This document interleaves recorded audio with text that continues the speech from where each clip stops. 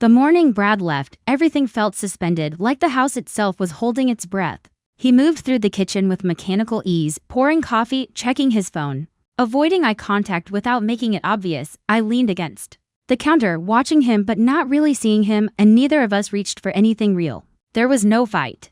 No dramatic confrontation, just the slow unraveling of something that had already come undone. His bag had been sitting by the door for nearly half an hour before he finally picked it up and mumbled something about his flight. I nodded, not because I cared, but because pretending to care was easier than asking if he still did. He gave me a kiss that barely brushed the side of my face, a gesture so hollow it almost felt like an insult. And then the door closed behind him with a soft finality. Later, long after the quiet had settled in like fog, I saw a message from Sam, Brad's younger brother, the one I hadn't seen in over a year, passing through. Think I could crash at your place a couple nights? I stared at it for a while before replying, sure, guest room's free. Then I turned off my phone, poured myself a drink, and sat alone with the silence. Sam showed up just after noon the next day, carrying a duffel bag and that same uneven smile I remembered. Though something in him had shifted, he looked older, quieter, like time had burned off whatever used to make him reckless. We didn't hug. It didn't feel right. Instead, he nodded toward the garage and said he needed to check if his tools were still there. I watched him disappear down the hallway, the house swallowing his footsteps like it had been waiting. When he came back, he had grease on his fingers and a calm in his voice that didn't match the last time we'd spoken. We talked, but carefully, like we were afraid of waking something. He asked me, not unkindly, if I missed who I used to be, and I wanted to laugh, but all I said was, "Do you remember who you used to be?" He smiled just slightly and didn't answer. Whatever had been unspoken before was still there, hanging between us, not heavy, just real, and somehow that made it harder to ignore. The lights in the hallway flickered twice before going out completely, leaving that part of the house in a strange, dim half-light. And when I called the electrician, I didn't expect to open the door to Jason, a name I hadn't thought about since high school. He looked almost the same, just broader, more settled. Maybe a little tired in the eyes, but when he smiled, it was like we were 17 again. Laughing over dumb jokes in the back of chemistry class, he fixed the wiring quickly, efficiently, and then lingered just long enough to ask if I wanted to grab a coffee just to catch up. Nothing weird, and I said yes before really thinking it through. We talked easily, too easily maybe, and on the drive back, the air in the car shifted just slightly before he leaned toward me. When we kissed, it wasn't desperate or even hopeful, just familiar. But I pulled away almost immediately, muttering an apology I couldn't explain. He didn't ask for one, he just nodded, like he understood this wasn't about him at all. Sam noticed it the next morning, something in my face maybe, or the way I moved through the kitchen, like I was trying to shake off a weight I couldn't name. He didn't ask anything directly, just watched me for a moment before saying, almost lightly, that my eyes looked different, either like something new had arrived or something old had returned. Then he pulled out a photo I didn't remember ever taking, one where I stood next to Brad and a woman named Casey whose name barely rang a bell. Sam said she'd stayed over once, back when I was out of town, and something in his voice made it clear that her being there had meant more than I'd realized. I asked why he even kept that kind of thing, why hold on to a photo that didn't mean anything to me. And he just looked at me like the answer should have been obvious and said, "Because you're always forgetting things you probably shouldn't." I didn't know what to say to that, so I said nothing at all. I saw Casey by accident at the town fair, standing by a booth with paper lanterns and cinnamon steam curling from a paper cup.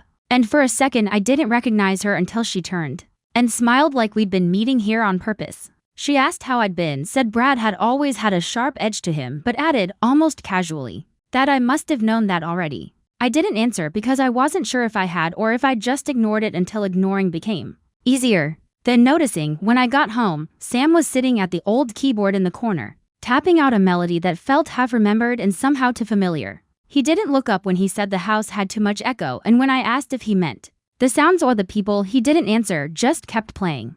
That night, we met again in the kitchen without planning to, and the space between us closed like it had been waiting. We kissed, not tentative, not rushed, just quietly on a stand, then went back to our rooms like nothing had happened, though both of us knew it had. The next couple of days passed in a kind of suspended quiet where nothing was said outright, but every glance and movement carried the weight of that moment in the kitchen. Sam didn't bring it up, and neither did I, as if naming it would make it harder to carry. Then one morning, I found a note on the counter. His handwriting, quick but steady, had to remind myself who I am, thought you might need space to. No signature, no return date. The house felt suddenly larger, as if his absence shifted something physical. I wandered through the rooms without much purpose until I found my old laptop shoved in the back of a closet. The battery was dead, but when I finally got it to turn on, there was a forgotten video file from a party 2 years ago. I watched myself dance across the screen, laughing too loud, arms loose, hair wild. It wasn't sadness I felt watching it, not exactly, just a strange kind of distance. Like recognizing someone across the street but not being sure if it's really them. Sam came back late in the afternoon, sunburned and quiet, with the kind of tired in his eyes that didn't come from lack of sleep. We didn't ease into the conversation, there was no space left for that, and he said it plainly. That what happened between us wasn't just a kiss, not for him and probably not for me either. I told him it wasn't a beginning, not something I could step into without looking back, and he nodded. But his next question landed harder. Then was it an ending? I didn't answer.